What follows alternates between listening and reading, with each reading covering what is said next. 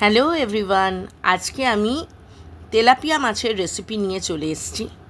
প্রথমে নুন হলুদ দিয়ে মাখিয়ে মাছটা সর্ষের তেলে ভেজে নিয়েছি।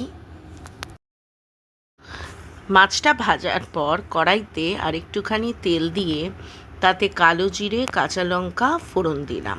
তারপর পেঁয়াজ দিয়ে দিলাম। পেঁয়াজটা ভাজতে শুরু করলাম।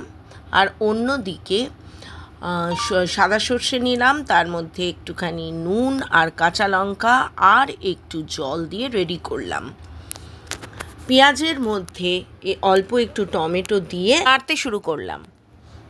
এরপর রসুনটা থেতো করে ওই তেলের মধ্যে দিয়ে দিলাম আর নাড়তে শুরু করলাম।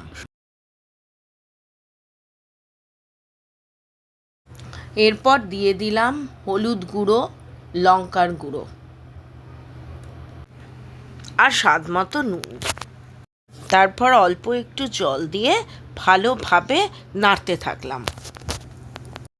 যেটা আলাদা করে রেখে দিয়েছিলাম সেটাকে মিক্সিতে ভালো করে পেস্ট করে নিলাম। তারপর ছাঁকনিতে দিয়ে ভালো করে ছেঁকে নিলাম যাতে পেস্টটা একদম স্মুথ হয়ে যায়।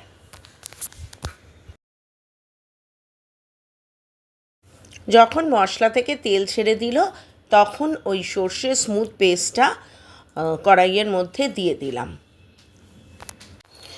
এরপর ভাজা মাছগুলো কড়াইয়ের মধ্যে দিয়ে দিলাম। তারপর 3-4টে কাঁচা লঙ্কা দিলাম, একটুখানি নাড়িয়ে ভালোভাবে ঢাকনা দিয়ে দিলাম।